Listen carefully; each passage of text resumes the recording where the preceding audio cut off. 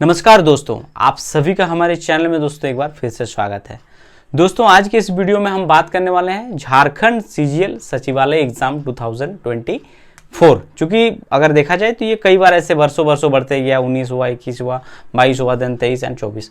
तो यहाँ पे हम बात करेंगे आपका जेएसएससी सीजीएल या सचिवालय एग्जाम जो है आपका 2024।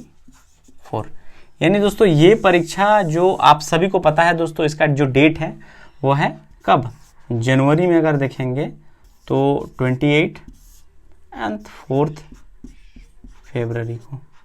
ठीक है, इस दो डेट में पूरी संभावना है कि आपका एग्ज़ाम ले लिया जाएगा। यानी अगर देखेंगे तो समय कितना बचा है, लास्ट 30 डेज ही काउंट करके चलिए। ठीक है, लास्ट 30 ही दिन बचे हैं और आपका ये परीक्षा होगा।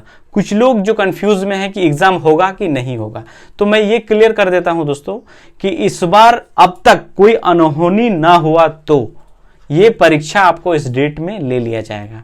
ठीक है, क्योंकि इस बार अगर देखेंगे तो सरकार और जो जेएसएससी है ये भी पूरी तरह से तैयार है आपका एग्जाम लेने को लेकर।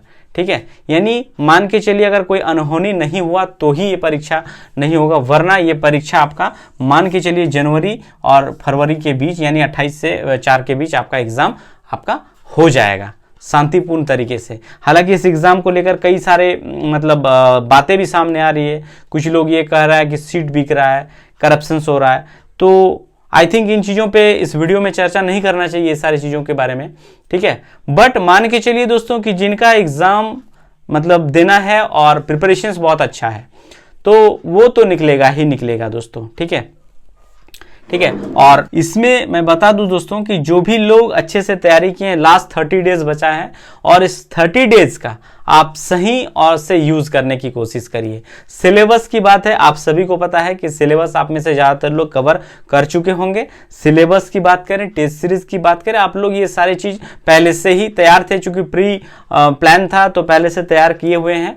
तो अब जो बचा हुआ है लास्ट 30 डेज, इसको आप सही से यूटिलाइज करने की कोशिश करिए। इससे ज़्यादा मैं इस वीडियो में बहुत कुछ नहीं बोलूँगा आप सभी को, बस उस 30 डेज जो बचा है उसको सही तरीके से यूटिलाइज करने की कोशिश करिए, क्योंकि यही 30 डेज दोस्तों अगर आपका 10 मार्क्स बढ़ा देता है, ठीक है, तो आप मान के चलिए हजारों लोगों से आप आगे निकल जाएंगे, सिर्फ 10 मार्क्स अगर आपका निकल जाता है। ऐसे तो अगर देखेंगे तो और भी जितने भी कॉम्पिटिटिव एग्जाम्स है, 2-2 मार्क्स में हजार बच्चे छट जाते हैं। ठीक है, लाखों बच्चे छटते हैं, ऐसे भी एग्जाम्स होते हैं।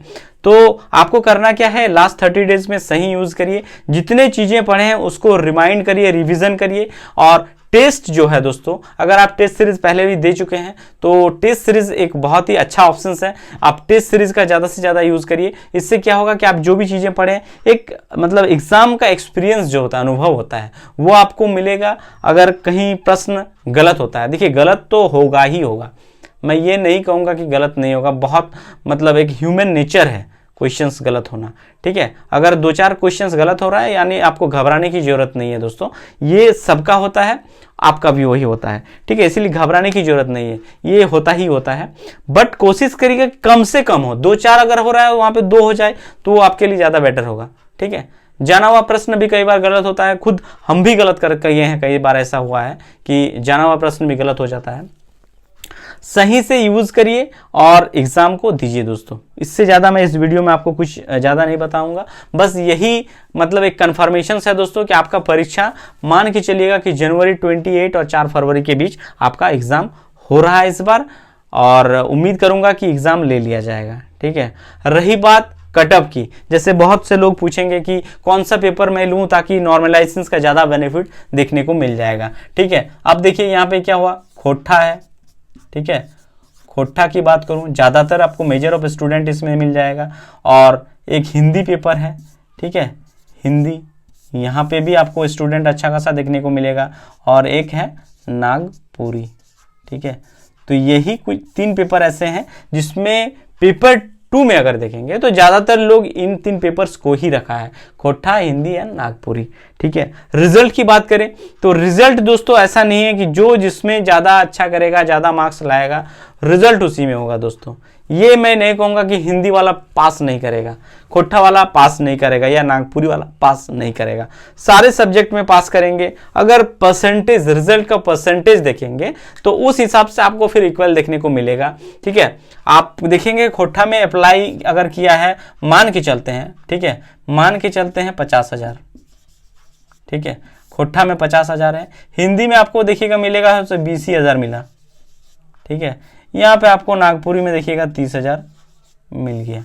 अब देखिए रिजल्ट का परसेंटेज जो बनेगा वो आप सिर्फ इसको मत देखिएगा कि 50,000 है तो खोट्ठा में ज़्यादा रिजल्ट हो गया है, ऐसा नहीं है कि खोट्ठा में ज़्यादा रिजल्ट हो गया है। ठीक है, हिंदी में आपका 20,000 है, यानी परसेंटेज में निकालेंगे तो आपको देखिएगा कि इक्वल परसेंटेज लगभग है। जो ज़्यादा पढ़ा है, मतलब अच्छे से तैयारी किया है, अच्छे मार्क्स लाए हैं, वही सेलेक्ट हो जाएंगे फाइनली। तो यही है। इसके अलावा पेपर के देखने के बाद ही मैं बताऊंगा कि कट ऑफ स्कोर कितना रहेगा, सेव स्कोर कितना है। ये पहले से जब तक मतलब कहना ही नहीं चाहिए, जब तक प्रश्न ना आए, पेपर ना देखे तो कट ऑफ कहाँ से बताया जाए। तो मान के चलिए सारे पेपर्स वाले सेफ है, ऐसा मैं नहीं कहूँगा कि ये वाला सेफ नहीं है, मैंने गलत पेपर चूज कर लिया, ऐसा कुछ नहीं है दोस्तों। आप जो भी पेपर चूज किए हैं विश्वास उसी में रखिए, उसी को आप रिवीजन करिए, उसी में बेस्ट आप दीजिए, आपका उसी में रिजल्ट हो जाएगा। ठीक है, और बाकी इधर उधर ध्यान मत भटकाइए। जो लास्ट आपको डेज बचा हुआ है, इन डेज का सही यूज करिए, इस्तेमाल करिए, यही कहूँगा। बाकी जो भी होगा दोस्तों, आप सभी लोग लंबे अरसे से इस एग्ज़ाम का इंतजार कर रहे हैं। शुभकामना जो है दोस्तों, मैं सभी को शुभकामना दूंगा इस एग्ज़ाम का, कि एग्ज़ाम भी हो जाए और आप लोग अच्छे से, जो लोग तैयारी किए हैं, बेहतर प्रिपरेशंस किए हैं, मेहनत किए हैं, उनका ज़रूर रिजल्ट होना चाहिए। Thank you.